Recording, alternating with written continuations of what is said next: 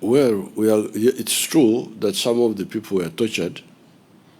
I have got some, I've not confirmed about that one, but I have confirmed some other cases.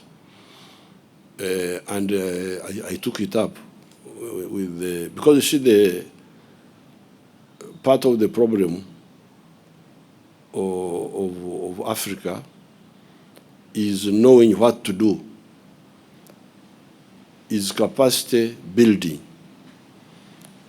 We are building armies and security forces.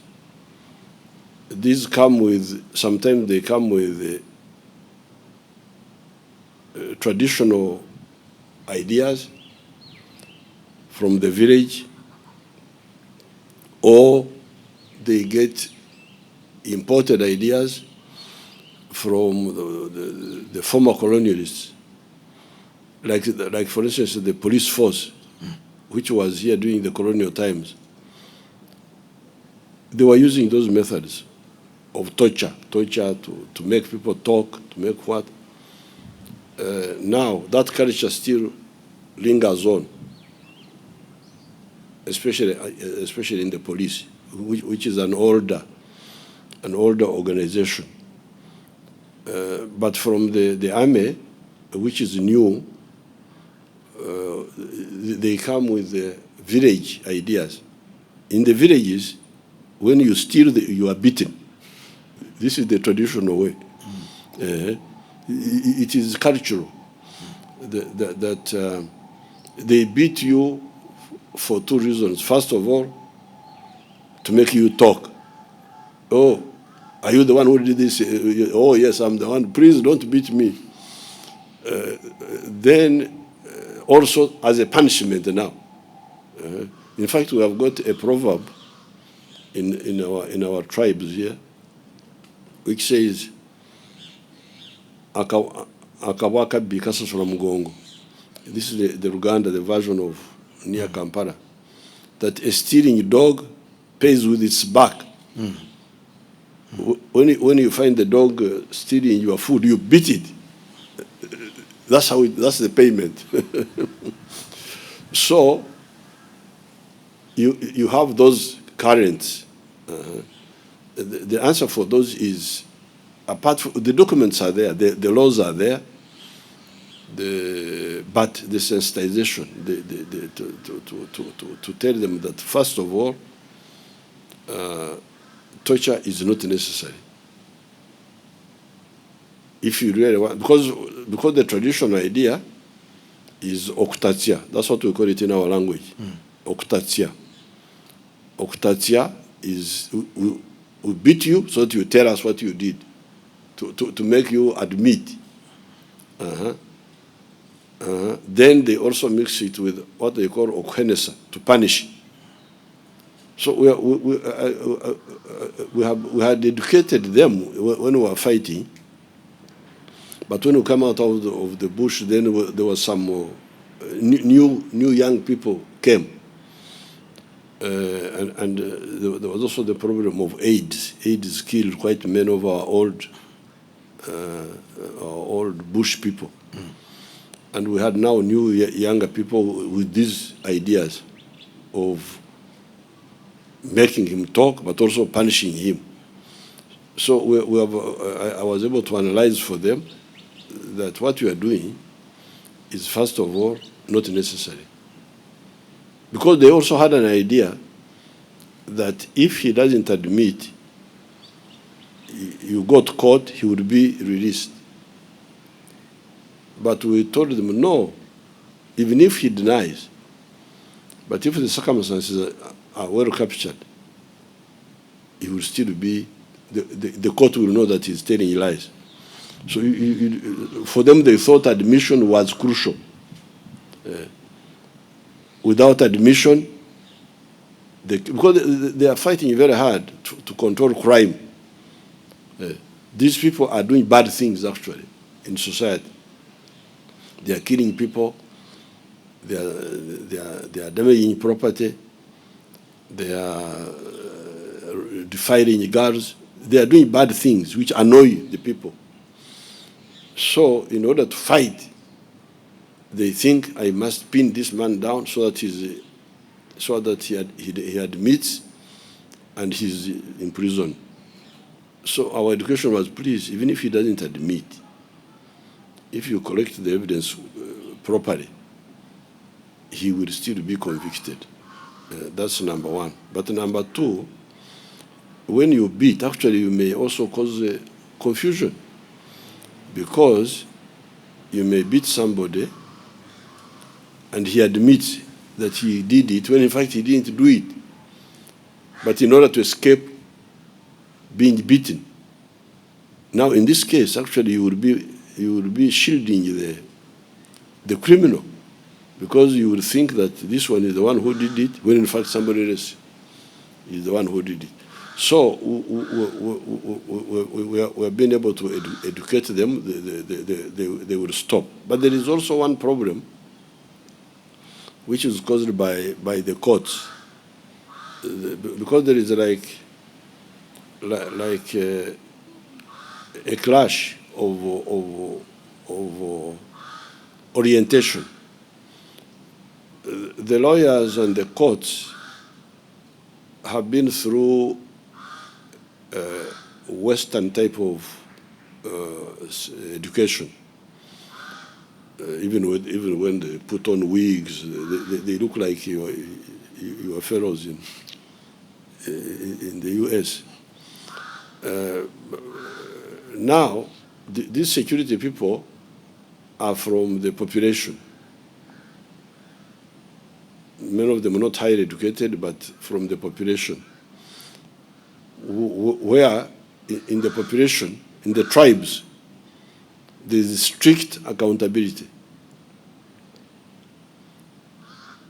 You kill my brother, I must kill you. To the law of Moses. An eye for an eye. Yes, for the tribes.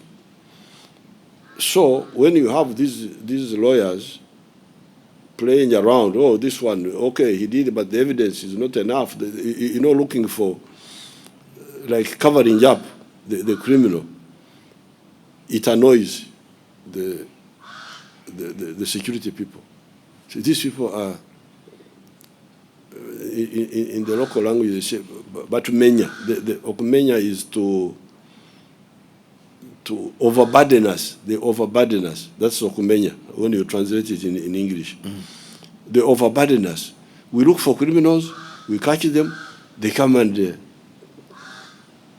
give them bail, set them free. So let's deal with the criminals ourselves. So there's also that side,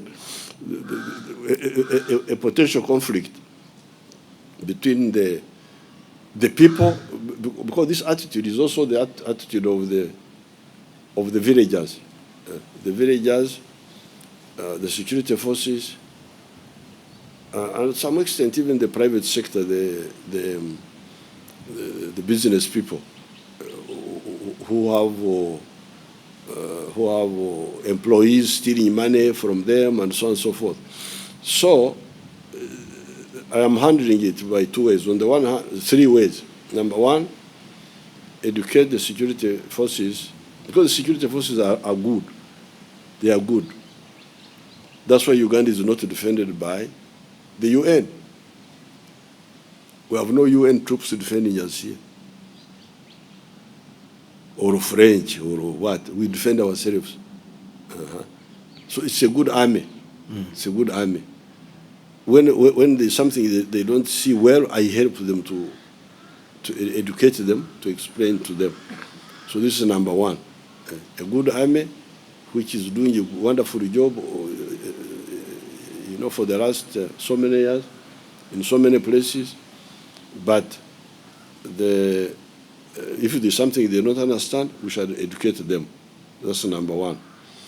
But number two, the judiciary must be very serious, must be very strict, especially in some cases, especially murder,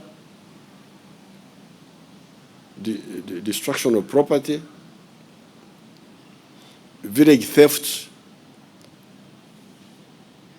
rape, and also insulting people. there's what they call in the West free speech.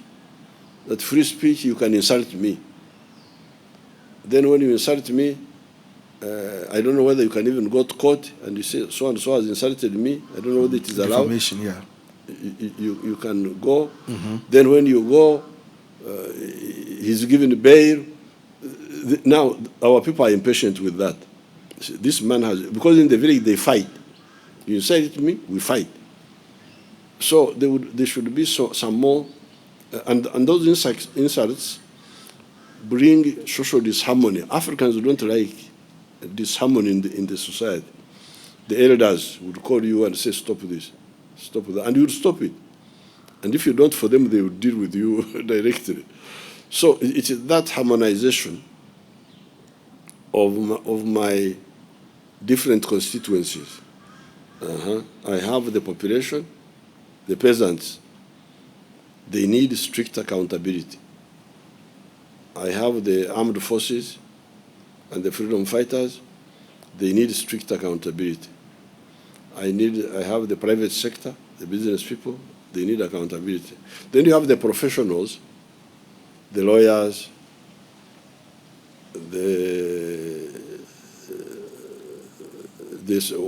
what you call civil society, many of whom are foreign agents. They're working for foreign interests.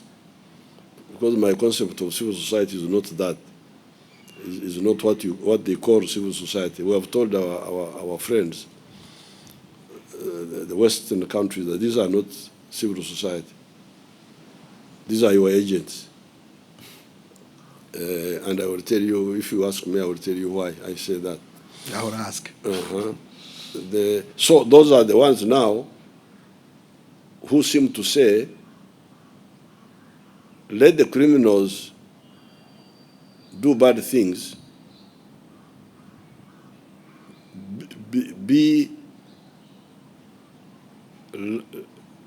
deal with them lightly or not at all,